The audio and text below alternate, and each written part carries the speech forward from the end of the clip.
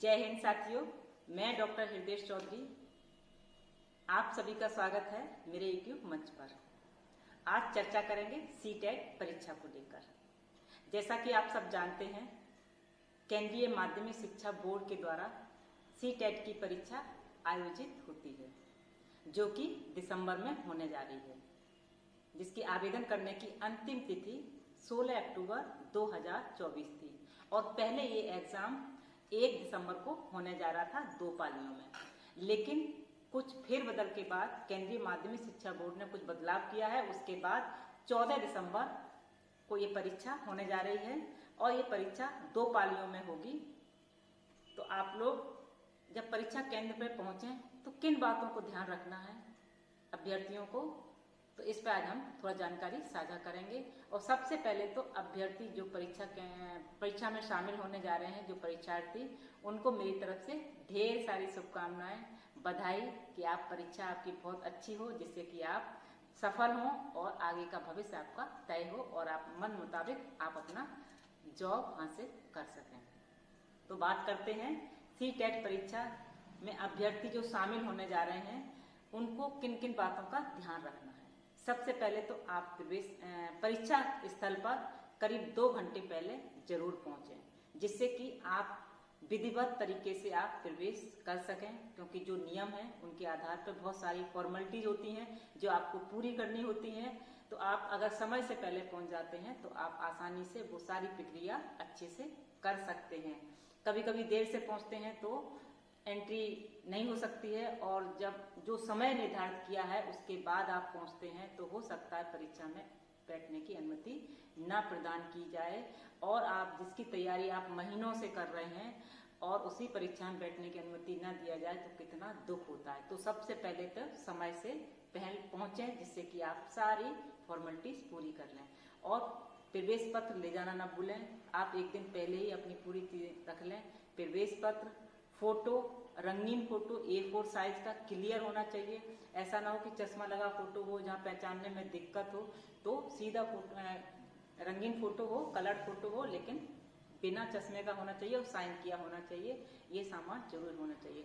और विवरण लिखने के लिए अगर बॉल पेन की जरूरत पड़ती है तो बॉल पेन ब्लू या ब्लैक होना चाहिए। विवरण लिखना पड़ेगा तो वहां पर ब्लू और ब्लैक पेन ही की अनुमति प्रदान की जाती है। तो आप ये दोनों पेन में कोई सा भी रख सकते हैं। और बायोमेट्रिक के लिए आपको बायोमेट्रिक से ही आपकी एंट्री होगी। अगर बायोमेट्रिक एंट्री नहीं हो पाती है तो आप हो सकता है आपका परीक्षा में बैठने की अनुमति न दी जाए और या फिर परीक्षा प्रणाली कैंसिल कर दिया जाए। तो बायोमेट्रिक एंट्री के बाद आपको उपस्थिति पत्रक पर सिग्नेचर भी करने हैं, रजिस्टर पर साइन भी करना है, तो साइन करना भी मत भूलिएगा। अब ये सारी फॉर्मेलिटी करने के बाद आप अपने परीक्षा रूम में पहुंच रहे हैं। वहां पर भी पत्रांक में भी आपको साइन करने होंगे, और बिना साइन किए हुए आपने अगर परीक्षा क्लास छोड़ दिया आपने करके, तो वो शायद आपकी परीक्षा कैंसिल हो सकती है, रद्द हो सकती है, उसमें कोई कुछ नहीं कर सकता। इसलिए पत्रांक पर साइन किए बिना पेपर नहीं छोड़ना है। अब आप क्या क्या ले जा सकते हैं। एक तो आप पानी की बोतल जो ट्रांसपेरेंट हो 500 ml की, वो ले जा सकते हैं। पहचान पत्र ले जा सकते हैं, आधार कार्ड ले जा सकते हैं, फोटो ले जा सकते हैं, बॉल पेन ले जा सकते हैं। और क्या नहीं ले जा सकते हैं उसको हम डिटेल में आपको बताएंगे। ये चीजें आपको ले जाने की अनुमति नहीं मिलेगी। कौन कौन सी वो वस्तुएं हैं।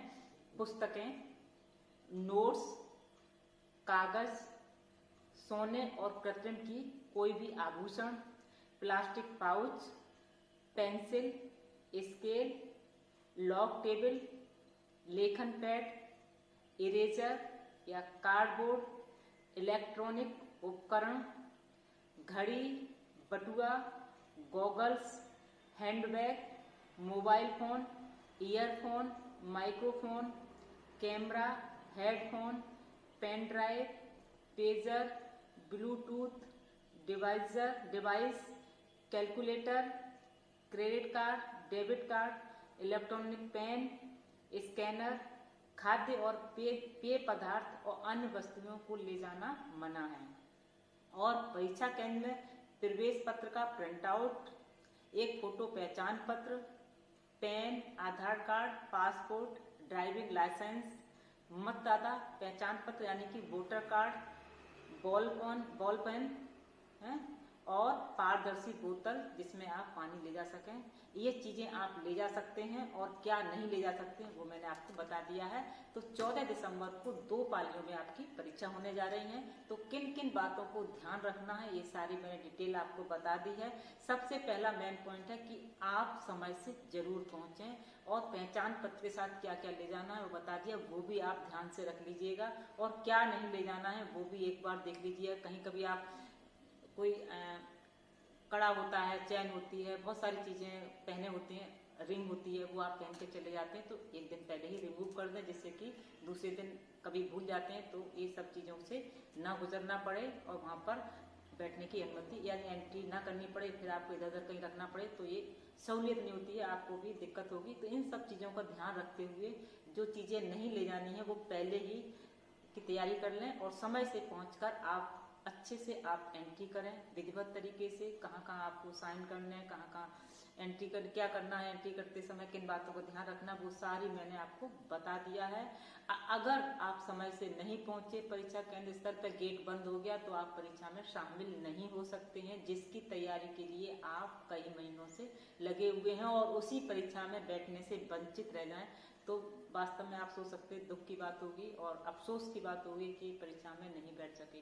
तो मेरे सभी अभ्यर्थियों से कहना है कि वो सभी बातों का ध्यान रखते हुए आप अच्छे से परीक्षा केंद्र पर पहुंचिए, परीक्षा स्थल पर पहुंचिए, विधिवत तरीके से एंट्री कीजिए, अच्छे से एग्जाम दीजिए। सभी को मेरी ढेरों शुभकामनाएं। जय हिंद, जय भारत।